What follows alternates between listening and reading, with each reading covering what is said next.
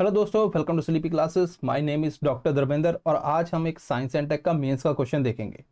यहाँ पे क्वेश्चन के बारे में पहले पढ़ते हैं। कहता है discuss the potential of insect based animal feed. ये अभी रिसेंटली न्यूज में है, ठीक है। As a sustainable alternative to antibiotic laden livestock nutrition, पहला पोर्शन हो गया।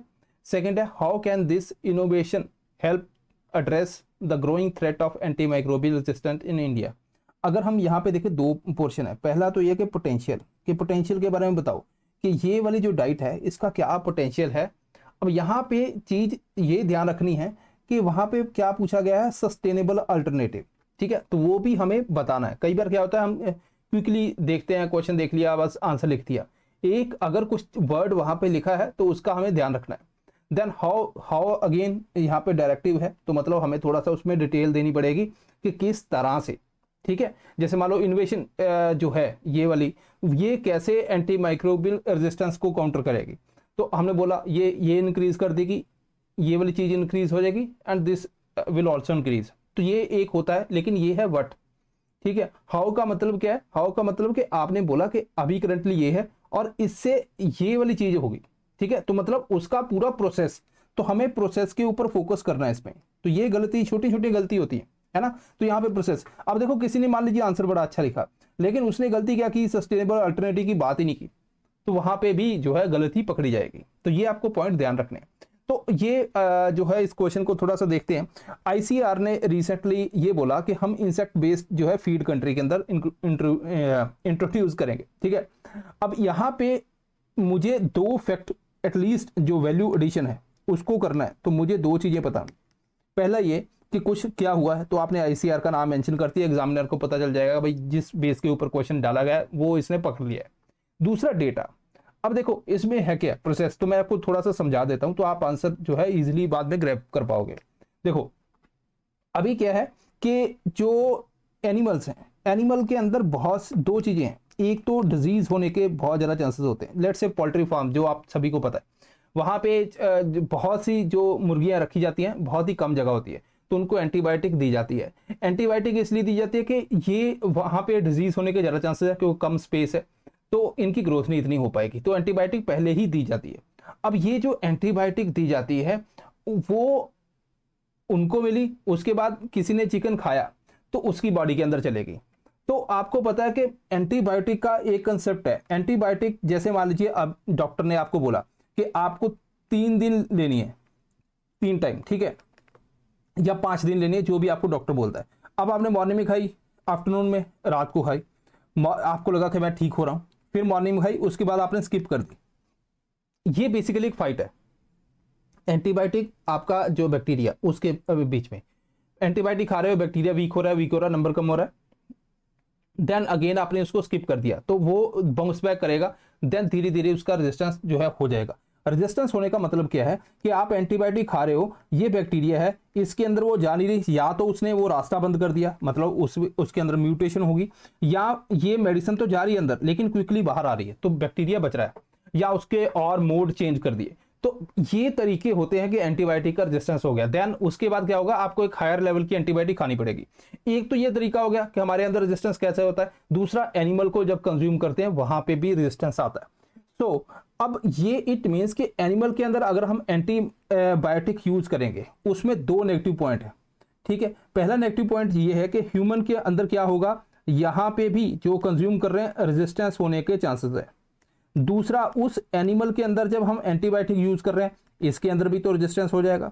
अब ये रेजिस्टेंस की वजह से क्या होता है कि जो एनिमल जो है उनकी डेथ ज्यादा होने लगेगी, है ना, क्योंकि रेजिस्टेंस हो जाएगा, बहुत ज्यादा वो उनको दे रहे हैं, तो उनकी हेल्थ के लिए भी खतरा है, ठीक है। तो ये कंसेप्ट कहां पे जुड़ता है, वन हेल्थ कंसेप्ट के साथ जुड़ता है,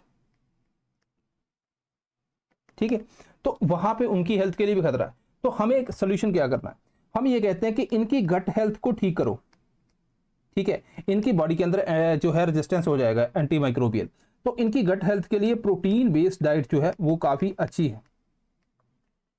ये प्रोटीन बेस्ड डाइट जो है ये ग्रोथ के लिए भी जरूरी है इनकी, ठीक है।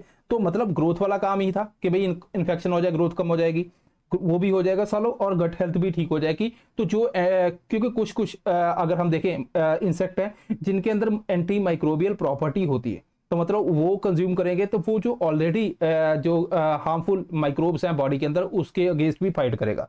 तो सारे काम इससे सॉल्व हो रहे हैं। ठीक है, अब ये वाला जो पोर्शन है इसी के ऊपर बेसिकली इस क्वेश्चन के अंदर पूछा गया है। तो अगर हम देखें इंडिया के अंदर, तो अगर वर्ल्ड के अंदर देखें तो यहाँ पे वर्ल्ड के अंदर डेटा है हमारे पास, एक animal husbandry accounts for more than half of the antibiotic use around world and is expected to increase by 2 lakh tonne by 2030। ठीक है, तो ये 50% के आसपास जो है 2013 के कंपैरिजन बढ़ जाएगा। अगर हम यहाँ पे देखें तो ये भी आपसे पूछा जा सकता है कि क्वेश्चन तो कैसे भी आ सकता है, जैसे एंटीमाइक्रोबियल की बात करते हैं, मान लीजिए एनिमल ने कंज्यूम किया, अब ये एनिमल के थ्रू वो सॉइल के अंदर जाएगा, है ना, तो डेफिकेट करेगा एनिमल तो सॉइल के अंदर जाएगा, ग्राउंड के अंदर, एयर के अंदर, तो वाटर सरफेस में, यहाँ पे सारे वो माइक्रोब्स है ना जिनके अंदर रेजिस्टेंस है वो चले जाएंगे। अब इसकी वजह से जो है माइक्रोब भी, जैसे मान लीजिए एक अच्छा माइक्रोब होता है, ठीक है, लेट्स से ये रेजिस्टेंट है, इसके अंदर रेजिस्टेंस है, अब ये वाला नया नवेला है, इसको कुछ नहीं पता, तो ये अपना जीन ट्रांसफर कर देगा, इसको भी रेजिस्टेंस बना देगा। तो मतलब जैसे होता है ना कि एक एप्पल खराब है वो बाकी को खराब कर देता है, उसी तरह से कुछ इसमें होता है। ठीक है, ये ह्यूमन के अंदर भी जाएगा, ह्यूमन के अंदर ध्यान, अगर मान लीजिए कोई पर्सन, अभी हमने एंटीबायोटिक जो है कोई खानी है, लेट्स से कोई बीमार हो गया है ना आज से 5 महीने बाद, अभी उसकी बॉडी के अंदर रेजिस्टेंस आ गया तो वो एंटीबायोटिक काम नहीं करेगी, हायर लेवल देना पड़ेगा। ये टीबी के अंदर मेजर जो है हमें कंसर्न नजर आता है। तो ये हो गया इम्पैक्ट।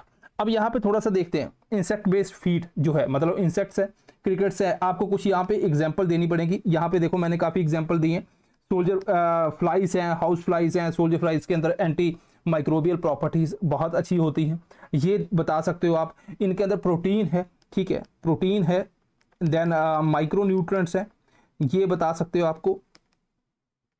ठीक है, तो ये कुछ एग्जांपल, आप इनमें से जो भी आपको अच्छी लगती हैं, जो आपको लगता है मैं याद कर सकता हूं, उसके बारे में आप यहाँ पे मेंशन कर सकते हो। अगर हम यहाँ पे देखें तो पोटेंशियल क्या है, पोटेंशियल के अंदर एक तो हाई न्यूट्रिशन वैल्यू, वो मैंने आपको बता दी, protein is there and then micro nutrients also present in this, है ना। सस्टेनेबल है, मतलब कि आप वेस्ट जो है, जो ऑर्गेनिक वेस्ट है उसी के ऊपर इसको ग्रो कर सकते हो, तो ये ज़्यादा सस्टेनेबल है। देन इसका जो water footprint and land footprint वो कम है। इसका मतलब क्या होता है कि जैसे मान लीजिए हम बोलते हैं कार्बन फुटप्रिंट, कार्बन फुटप्रिंट आप देखोगे कि कोई ऐसी चीज जो बहुत ज्यादा पोल्यूशन करती है उसका ज्यादा होगा, जो कम पोल्यूशन करती है उसका कम होगा। तो यहाँ पे भी ऐसे ही है, इसको लैंड और वाटर कितना रिक्वायर्ड है वो बहुत कम है, तो ये उसका कम हो गया। ठीक है, देन एंटी माइक्रोबियल प्रॉपर्टीज मैंने आपको बताया, सोल्जर फ्लाइज की आप एग्जाम्पल यहाँ पे दे सकते हो।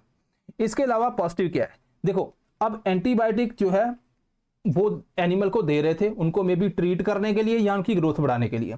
तो अगर एनिमल की गट हेल्थ अच्छी है तो वो बीमार कम होंगे, तो एंटीबायोटिक कम यूज करेंगे, इट मींस कि इसका रिड्यूस हो गया।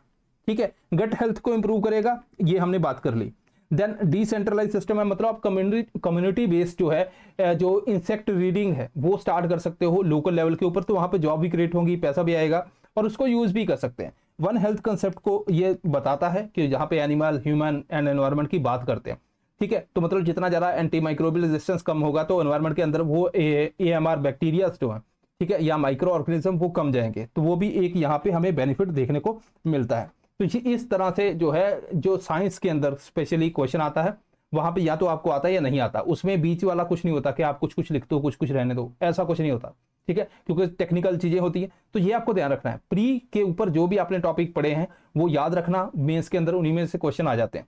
सो दिस इज ऑल, मिलते हैं next time, thank you very much.